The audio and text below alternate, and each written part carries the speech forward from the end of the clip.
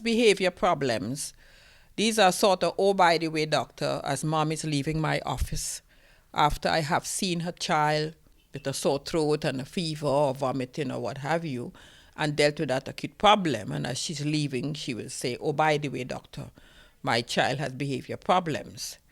Now I will say to her, okay, I'll see you in a few minutes. And when I see her in a few minutes, my questions would be again, as I always ask, let me find out what she means by behavior problems or what I understand mean behavior problems, and see if we can come to get me to understand what information she needs.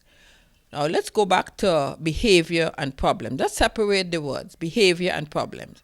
Behavior belongs to everybody. It's how you behave.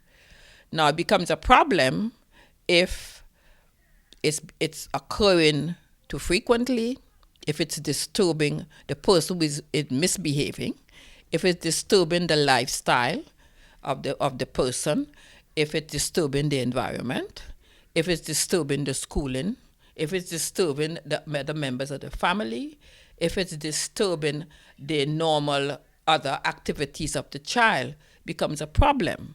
So a child who has quote unquote a behavior problem once a month, that's not a problem.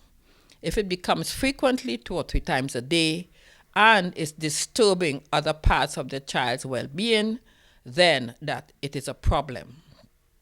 Now, there are syndromes, there are causes for behavior problems. There are environmental causes, there are medical causes, there are inherited or genetic causes that could result in behavior problems. There are certain factors, certain environmental factors that can contribute to behavior problems in a child. For example, interaction with other members of the family. A normal child suddenly starts having behavior problems. This child's behavior, it's usually a reaction to some abnormality or some change in the environment of the child.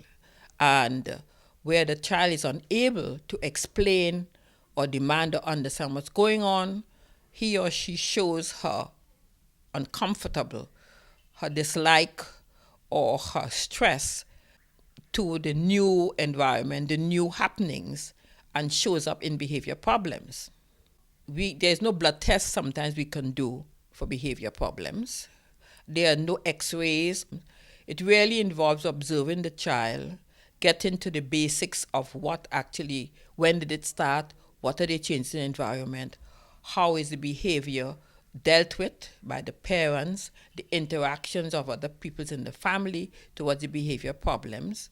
And in working out those things, we can try to deal with some of it. For example, a child who has behavior problems associated with a known medical condition, for example, autism, or inherited or congenital abnormality, where we can't do blood tests to know what is causing the behavior problems, we have to aim at treating the symptoms of the behavior problem. For example, if a child has restlessness or hyperactivity or poor attention span or sleeplessness or sleepiness or disruptive behavior, those are the things we can give medication for after we've tried psychotherapy, we've tried behavior modification in combination with the mother and other members of the family.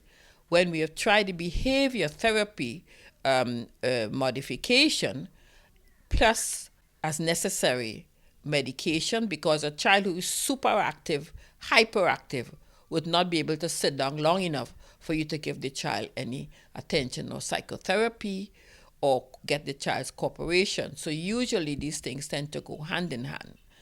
So the bottom line would be, in behavior problems, we tend to treat the symptom. And in treating the symptom, we cannot get at the cause, because in a lot of them, there's no blood test or no test to do to find out the cause of behavior problems. So we have to change the environment, use psychotherapy, and use medication in combination with the mother and other members and father and other members of the family. And in as such, we're able to treat behavior problems. Okay.